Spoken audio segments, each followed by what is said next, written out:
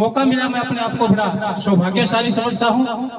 ईश्वर सिंह जी ने मुझे बुलाया और इतना मान सम्मान दिया। हालांकि मैं पता नहीं इस मान सम्मान के इतना काबिल हूँ कि नहीं हूँ, ये तो मुझे नहीं पता, लेकिन जो मान सम्मान दिया वो बहुत ही काबिल तारीफ है। मुझे जो पगड़ी पहनाई है, मुझ में प्रोफेसर परमानंद जी का खून दौड़ रहा है। जब तक ये गर्म खून दौड़ता रहेगा, इस पगड़ी की मैं लाज रखूंगा।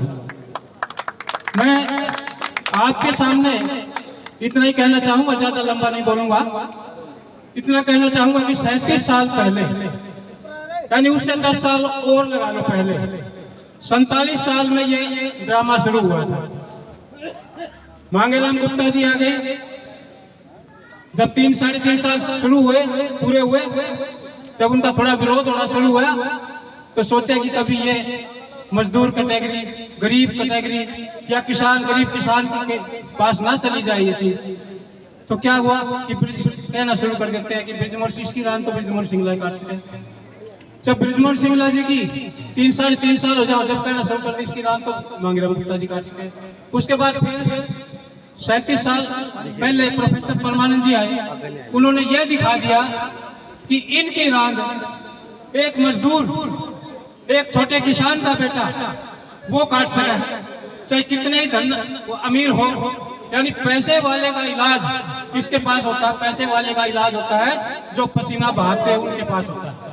इन्हें पैसे वालों को गरीब के पसीने की ताकत का एहसास नहीं है शायद, लेकिन उन्होंने तो एहसास करवा दिया था उस वक्त। मैं ये कहना चाहूंगा आपको, अब फिर तो 37 साल बीत के फिर वही कर्म शुरू हो गया।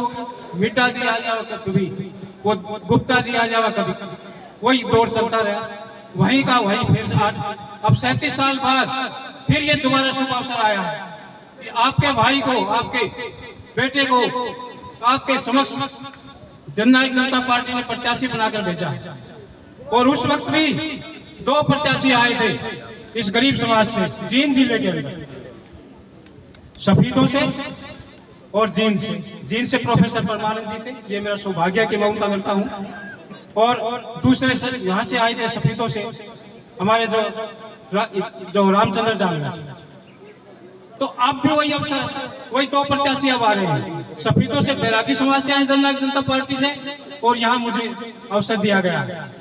तो अब फिर दोबारा ये एहसास करा दो कि गरीब के पसीने में कितनी ताकत। उन्हें यह बता दो कि ये पानी में नहाने वाले हैं ना, ये लिबास बदलते हैं, और जो पसीने में नहाने वाले हैं ना, ये इतिहास बदलते हैं।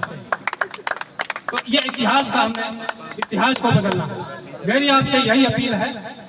आप 3 कैंडिडेट हैं, तीनों ही पूर्व विधायकों या मंत्रियों के बेटे हैं। उस वक्त प्रोफेसर परमानंद जी ने गुप्ता जी को हरा दिया था। अब गुप्ता जी के बेटे आ गए, अब परमानंद जी के लड़के आ गए। तो वही इतिहास रच दो, उसका काम दोबारा कर दो, उस इतिहास को आप दोबारा दोहरा दो। मैं आपसे यही कहना चाहूंगा कि तीनों कैंडिडेट में आप एक चीज और ध्यान से देख लो। तीनों कैंडिडेट को आप ये मान लो, यहाँ दिल पर हाथ रख के ये कर लेना कि भाई इनमें कौन ईमानदार है। कहीं हम किसी आदमी को चुन रहे हैं, प्रत्याशी को चुन रहे हैं, वो भ्रष्ट तो नहीं है, ये सोच लेना। कहीं ऐसा आदमी तो नहीं है कि जिसके है जो गलत तरीके से जो पैसे का इस्तेमाल कर रहा हो, जो गाड़ियों में पैसा निकल रहा हो, तो वो पैसा किस लिए इस्तेमाल होना? वो गरीब के ऊपर इस्तेमाल होना है, गलत जगह इस्तेमाल होना है। तो हम तो भाई सीधे साधे एक आप जैसे गरीब आदमी हैं, और हमें आप पर पूरा भरोसा है कि जब हमने ये मान रखा है कि जब गरीब के साथ गरीब का हाथ मिलता है ना, तो कोई चीज ऐसी नहीं है, संभव नहीं है जिसको वो संभव ना बना दे। तो मेरा आपसे ये अनुरोध है, आने वाली 5 तारीख को चाबी के बटन का दबाकर और अपने प्रत्याशी, अपने भाई को है जो कामयाब बनाए। धन्यवाद।